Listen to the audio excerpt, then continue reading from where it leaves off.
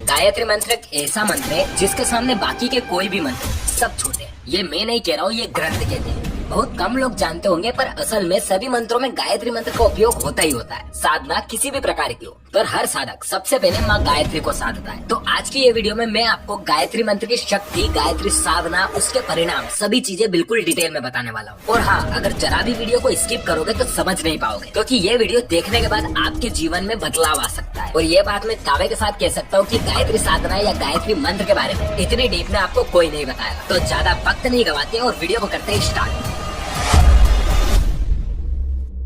गायत्री मंत्र अनादि मंत्र है। पुराणों में बताया गया है कि सृष्टि के रचना करने वाले ब्रह्मदेव को गायत्री मंत्र आकाशवाणी द्वारा प्राप्त हुआ था और फिर यही गायत्री साधना करके उन्होंने सृष्टि का निर्माण किया था। अब ये बात तो सभी को पता है कि माँ गायत्री को वेद माता कहते हैं, पर जरा इस पर गौर कीजिए। वेद माता यानी चारों वेद, ऋग्वेद, यजुर्वेद, सामवेद और अथर्ववेद, इन सभी की माता है माँ गायत्री। और हमारी इस सृष्टि में जितने भी प्रकार के प्रश्न है, वो चाहे आपके दिमाग में हो या मेरे दिमाग में, इन सभी का उत्तर आपको वेदों में मिल जाएगा। पर जो हमारी सोच के परे है वो है माँ गायत्री। तो सीधी सी बात है, जो गायत्री की उपासना करता है उसको सभी वेद पता होते हैं। और अगर वेद पता है तो ये संसार बहुत छोटा लगने लगता है। और गीता में भगवान स्वयं कहते हैं, गायत्री छंदास्याम्यहम्, यानी गायत्री मंत्र मैं स्वयं ही हूँ। जो कार्य इस संसार में किसी दूसरे मंत्र से होता है, वो सभी कार्य आप केवल एक मंत्र से कर सकते हो, और वो है गायत्री मंत्र। और सबसे बड़ी बात तो ये है कि इस साधना में कुछ भूल हो जाने पर भी किसी का अनिष्ट नहीं होता है। इससे सरल और शीघ्र फल देने वाली साधना दूसरी नहीं है। ये विद्या को जब हम जानते थे तो हम चक्रवर्ती, शासक, सभी वेदों को जानने वाले थे, पर अब ये विद्या बहुत कम लोगों को पता है, जिसके कारण अब हम दीन,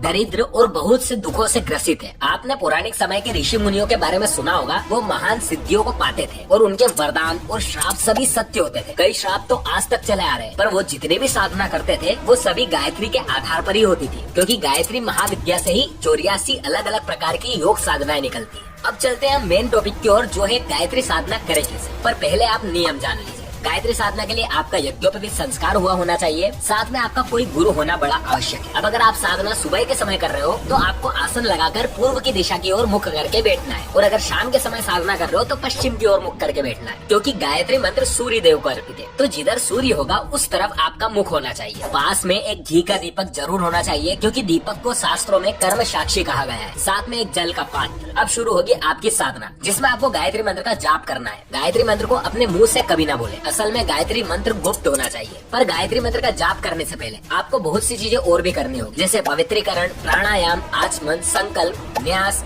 ऐसी बहुत सी विधि है। इसके बाद आपको करना होगा माँ गायत्री को श्राप से विमुक्त। ये बात आपको कोई नहीं बताएगा। गायत्री मंत्र को ब्रह्मदेव का, वशिष्ठ ऋषि का और विश्वामित्र ऋषि का श्राप है कि जो भी इस मंत्र की साधना करेगा उसे कोई परिणाम नहीं मिलेंगे। अब आप बोलेंगे कि ऐसा क्यों? तो देखो, गायत्री मंत्र में इतनी शक्ति है कि वो आपकी सोच के ऊपर है। तो कोई भी कुपात्र व्यक्ति गायत्री शक्ति का गलत उपयोग न कर पाए, इसीलिए कलयुग से पूर्व ही गायत्री मंत्र को किलित कर दिया गया था। पर गायत्री मंत्र को श्राप से मुक्ति दिलाने की विधि भी शास्त्रों में लिखी है। अगर आपने गायत्री मंत्र को श्राप से विमुक्त नहीं किया तो गायत्री मंत्र निरर्थक जाएगा। एक और क्रिया है जो आपको करना ही पड़ेगी, वो है मुद्राएं। इसमें 24 हस्त मुद्रा आती है, जो गायत्री उपासना करने से पहले करनी होती है। मैं आपको एक एक करके बता देता हूँ। पहली है सुमुखम, यानी दोनों हाथों की उंगलियों को मोड़े और मिलाएं। दूसरी है संपुटम, दोनों हाथों को इस प्रकार से मिलाएं। तीसरी है विततम, दोनों हाथों की हथेलियों को आमने सामने रखें। चौथी है विस्तृतम, दोनों हाथों की हथेली जो आमने सामने थी उनमें दूरी बना दो। फिर आती है द्विमुखम, हाथों की उंगलियों में कनिष्ठिका से कनिष्ठिका और अनामिका से अनामिका को मिलाएं। छठी है त्रिमुखम, अब दो उंगलियां तो मिली हुई है, मध्यमा को भी आपस में मिला लो कुछ इस तरीके से। फिर है चतुर्मुखम, अब चारों उंगलियों को मिला लो। फिर आती है पंचमुखम, अब अंगूठे को भी मिला दो, यानी 5 उंगली मिल गई। नवी है षणमुखम, इसमें अब कनिष्ठिका को एक दूसरे से अलग करना है। फिर है अधोमुखम, इसमें आप हाथों को अंदर की ओर भी कर सकते हो और बाहर की ओर भी। 11वीं है व्यापकांजलि, इसमें आपको अपने हाथों को कुछ इस प्रकार से घुमाते हुए वापस सामने लाना है। फिर है शकटम, इसमें अपने हाथों की तर्जनी उंगली और अंगूठे को आपस में मिलाकर एक दूसरे के ऊपर रख दीजिए। फिर है यम पाशम, ये थोड़ा मुश्किल हो सकता है तो ध्यान से देखना। इसमें आपको अपने सीधे हाथ को पलटना है और इस तरह से अपनी कनिष्ठिका उंगली को तर्जनी उंगली से मिलाना है और तर्जनी को कनिष्ठिका से। अब दोनों हाथों की बीच की उंगलियां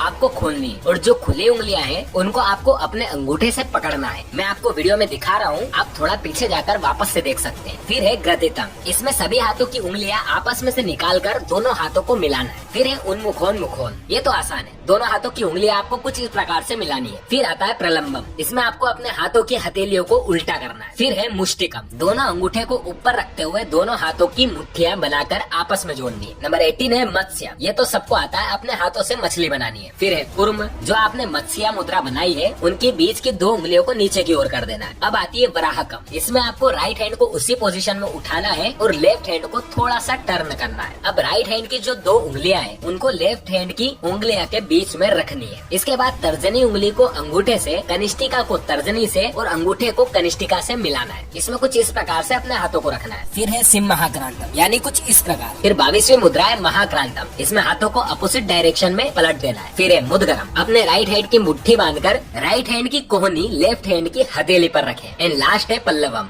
अब जिस पोजीशन में आपका हाथ रखा हुआ है उसी पोजीशन में अपने हाथों की मुट्ठी को खोल दीजिए। ये थी 24 मुद्राएं। इसलिए मैंने आपको पहले ही बताया था कि बिना गुरु के ये साधना नहीं हो पाएगी, पर ये भी सही है कि अगर आप ये सब सीख गए तो कुछ ही दिनों में आप ये सब आसानी से कर पाओगे। अब आते हैं हम जाप पर। तो आपको एक रुद्राक्षी माला लेनी है। अब आपको जाप करना शुरू करना है। एक दिन में आप कम से कम 1 माला तो जरूर करें। और हाँ, आपको इतनी ही जोर से मंत्र बोलना है कि दूसरे व्यक्ति को केवल आपके होठ हिलते दिखाई दे। अब बात आती है कब तक आपको जाप करना है। तो देखो, गायत्री मंत्र के कम से कम 24 लाख जाप होते हैं। एक माला में 108 मोतियां होते हैं, हम 100 मान लेते हैं। अब 24 लाख जाप यानी 24,000 माला। 24,000 माला यानी अगर आप सुबह शाम 7-7 माला भी करते हो तो आपको करीबन 4 साल तो लगेंगे। पर गायत्री मंत्र की साधना करने के कुछ ही महीनों बाद आपको परिणाम दिखने लगेंगे, आपको अलग सा ही आभास होने लगेगा और 4 साल बाद आपका जीवन बिल्कुल ही बदल जाएगा। आप कल्पना भी नहीं कर सकते आपको इतना फल मिलेगा। इस साधना से आपके हर विघ्नों का नाश हो जाएगा, आपको बस उन्नति मिलती रहेगी, आपका तेज बढ़ जाएगा,